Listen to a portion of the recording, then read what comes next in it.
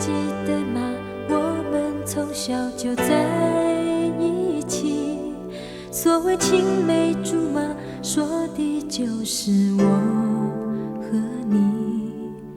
后来我们都渐渐长大，渐渐知道，原来爱情并不是如此容易。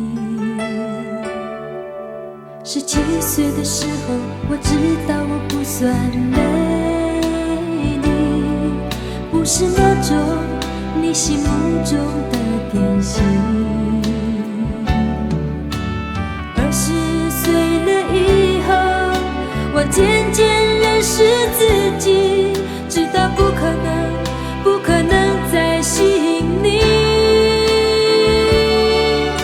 也许你从不曾在意一生只爱一回的故事，我现在已不能感动你。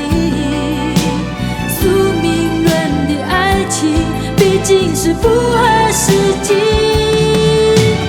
一生只爱一回的故事，究竟不过只是个传奇，还是我前世负你，今生才折磨自己。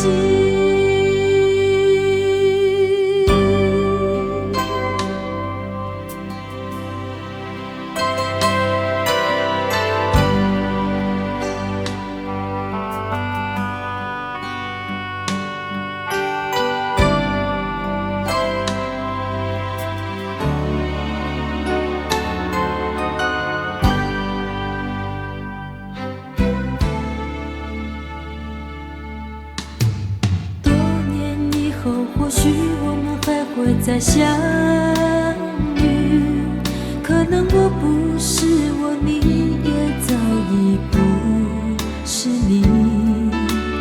我们只是寒暄，在冷冷的北风里，假装彼此依然认识熟悉。